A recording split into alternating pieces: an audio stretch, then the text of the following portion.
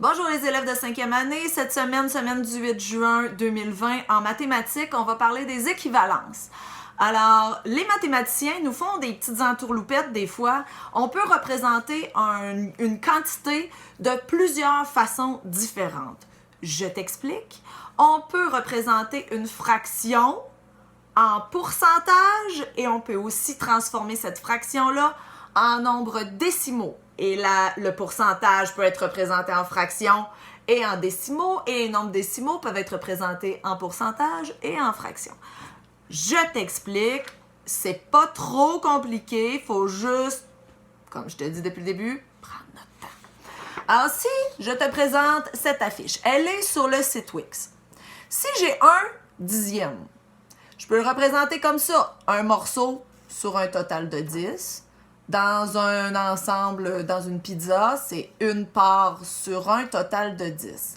Mais 1/10, on peut aussi l'écrire comme ça, 1/10. Tu te rappelles, dans notre tableau de numération, après la virgule, on a les dixièmes. Si on continue, on a les centièmes. Si on continue, on a les millièmes. Alors, 1/10, c'est pas un entier, hein? Alors, c'est une partie d'un entier, donc c'est après la virgule. Et c'est 1/10. 1/10, c'est aussi, si on le met en pourcentage, qu'est-ce que c'est? C'est 10 sur 100. Parce que notre centième, pour trouver les pourcentages, tout ce qu'on a à faire, c'est aller dans notre tableau de numération puis mettre ça en centièmes. Alors ici, j'ai les dixièmes. Si je vais au centième, ben j'en ai 0. Ça me donne 10 centièmes. Donc, 10%. C'est ça ici.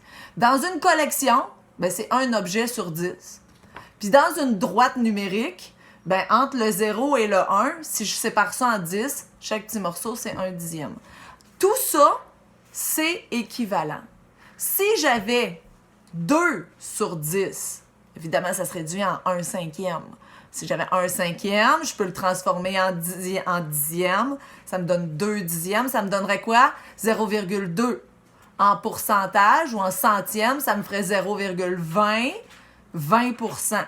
2 parties sur 10. Alors, les équivalences, il n'y a pas de piège dans ça. Il n'y a pas de piège du tout. C'est ta capacité à transformer les fractions pour qu'on puisse les mettre sur 10, sur 100. Alors, si je te donne un exemple ici, parce que c'est pas toujours sur 10, c'est pas toujours un multiple. Ben, idéalement, c'est un multiple, là, mais c'est pas toujours vite qu'on le voit, qu'on fait « Ah, ben je fais juste rajouter un 0 puis ça y va. » Alors ici, si j'ai 14/20, comment je fais pour mettre ça sur 100? C'est une fraction, il faut que je la trouve en pourcent. Alors je mets ça sur 100. Qu'est-ce que je fais pour transformer une fraction? Je dois multiplier en haut et en bas par la même quantité pour garder ma proportion juste. Alors si j'ai une fraction sur 20, qu'est-ce que je fais pour l'amener sur 100? Bien, je fais fois 5 en bas et fois 5 en haut. Ça me donne 70 sur 100. 70 sur 100, c'est quoi? C'est 70%. Et c'est aussi 70 centièmes. C'est des équivalences, c'est la même chose. Alors, pour celui-là, je te permets, pour faire tes conversions de fractions, d'utiliser la calculette, qui est le mot français exact. En québécois, on dit la calculatrice. Alors, je te permets d'utiliser cet outil-là parce que le but, je veux pas voir si tu es capable de multiplier par 5. C'est une belle pratique. Si tu veux le faire sans la calculette, c'est correct. Mais moi, je veux voir si tu es capable de faire tes conversions. Alors, je te permets d'utiliser la calculette. Ça va te préparer aussi parce qu'au secondaire, il y a déjà des activités que tu vas faire à la calculette. Alors, je veux voir parce qu'on a travaillé la conversion des fractions. Tu te rappelles, on a vu comment les augmenter et comment les réduire. C'est le même phénomène. Fraction sur 20, il faut que je l'amène sur 100. Bien, je fais fois 5 en bas, fois 5 en haut. Ici, j'ai une fraction sur 50. Qu'est-ce que je fais pour l'amener à 100? Fois 2 en bas, fois 2 en haut. Pour garder notre proportion, on multiplie en bas le dénominateur et en haut le numérateur par le même nombre. Donc, ici, ça va me donner une fraction sur 100 qui me donne un pourcentage. Et tu vas la transformer en décimale. Alors, le centième, c'est 2 chiffres après la virgule. Ben, dans le fond, c'est avant l'unité. C'est dur à dire, là. Mais avant l'unité, deux espaces avant la virgule, c'est tes centièmes. Alors, je t'ai préparé cette petite fiche-là à faire, qui est plus classique, plus traditionnelle. Et je t'ai préparé ces feuilles-là qui fonctionnent à l'horizontale. Alors, c'est pas un tableau que tu remplis comme ça à la verticale. Le numéro 1, c'est ces 3 trucs-là que tu as à travailler. Alors, la valeur qu'on a, c'est 90%. On te demande en nombre décimal, ça donne combien? Et en fraction, ça donne combien? Alors, si toi, 90%, tu me dis, hey, je sais c'est quelle fraction, ça, c'est 90 sur 100. Tu me l'écris ici.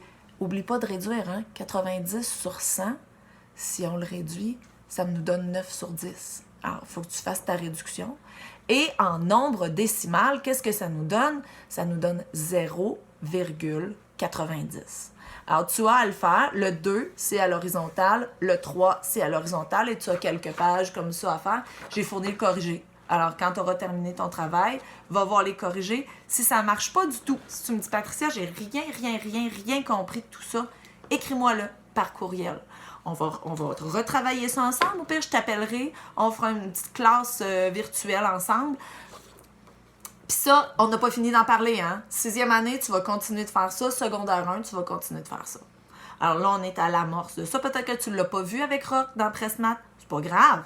On essaie de se faire une tête qu'il y a des équivalences en mathématiques, que c'est juste des façons différentes de représenter des quantités, mais que ça représente la même quantité.